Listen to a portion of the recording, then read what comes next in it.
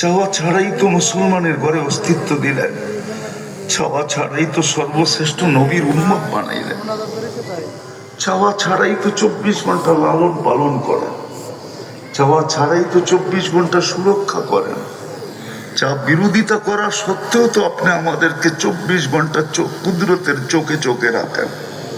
আর কি চাবো আপনার কাছে? এতটুকু অবশ্যই চাবো মালিক। চাওয়ার হুকুম যদি না থাকতো তাহলে চাওয়ার আর প্রয়োজন ছিল না, কিন্তু আপনি নিজেই তো বলছেন উদুনি আস্তাজিব লাকুম। বেশি চাবো না, আমাদের আয়োজনটাকে কবুল করেন, আয়োজকদেরকে কবুল করেন, এই মাদ্রাসা মসজিদ কমপ্লেক্সকে তো কবুল করেন, এর ওস্তাদ ছাত্রদেরকে কবুল করেন, এর কমিটিকে কবুল করেন, এর সাহায্য সহানুভূতিকারীদেরকে কবুল করেন।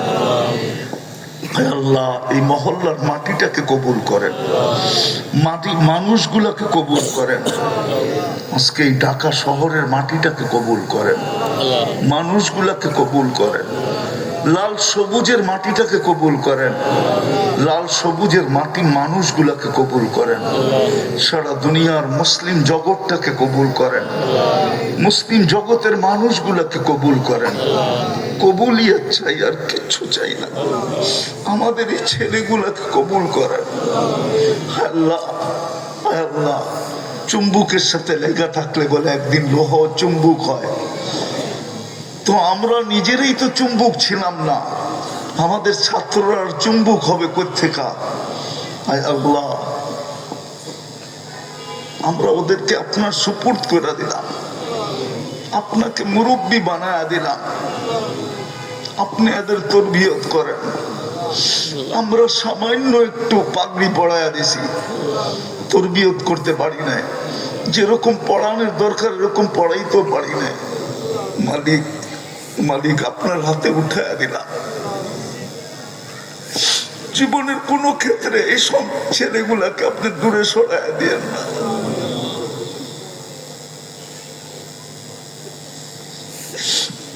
কোনদিন ওদের মনে যেন না আসে আমরা এই শিক্ষায় শিক্ষিত হয়ে ঠকে গেছি।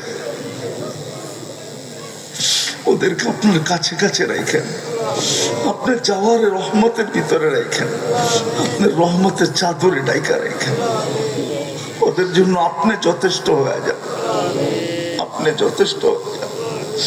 এই হাফেজ ছেলেগুলার জন্য, এই আলেম ছেলেগুলার জন্য আমরা কিছু দিতে পারি না, আমরা নিজেরই তো ভিক্ষুক, কোত্থেকে দিব?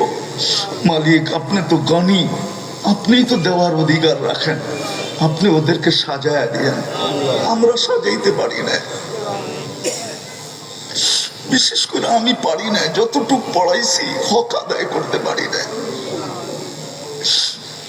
শুধু চোখের পানি দিয়ে আপনার কাছে বলতেছি মালিক আপনি ওদেরকে সাজায় দিয়ে আমাদের জান্নাতের যাওয়ার সবব বানায় দিয়ে, আমরা যেন ওদের আঙ্গুল ধরে জান্নাতে যেতে পারি, আমরা যেন ওদের সুপারিশে জান্নাতে যেতে পারি, আমরা যেন ওদের হাতের উসিলায় জান্নাতে যেতে পারি, পুরো উম্মতে মুহাম্মদী যেন যেতে পারে।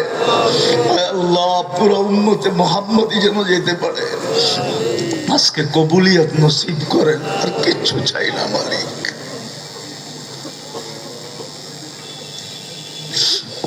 এই মাদ্রাসার কবুলিয়ত নসিব করেন। আয় আল্লাহ আয় আল্লাহ, যার যে পেরেশানি আছে দূর করে দেন, প্রয়োজন আছে মিটায়া দেন, অসুস্থ আছে শেফায়ে কামিলা আজেলা দায়মা মুস্তামিররা নসিব করেন।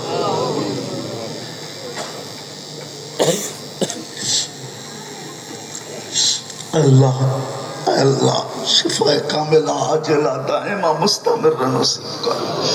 জটিল রোগ থেকে আমাদেরকে হেফাজত করেন। আল্লাহ যাদের হয়ে গেছে তাদেরকে আপনি কুদরত দিয়ে শেফা দিয়ে দেন। আল্লাহ আপনার কুদরতের সামনে কিছুই,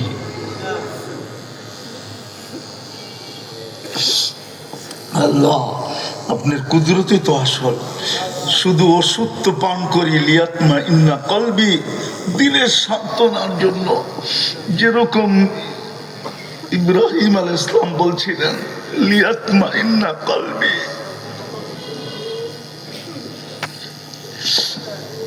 আল্লাহ এই মজমার আত্মীয় স্বজন যেখানেই ঘুমানো থাকুক না কেন, আমাদের মা বাবা যেখানেই শায়িত থাকুক না কেন, উম্মতে মোহাম্মদী যেখানেই মাটির নিচে আরাম করুক না কেন, জিন হোক আর ইনসান হোক, আল্লাহ সবাইকে মাফ করা, কবরকে জান্নাতের বাগান বানায়, ফিরদাউসুল আলার ভিতরে মাকাম নসিব করে।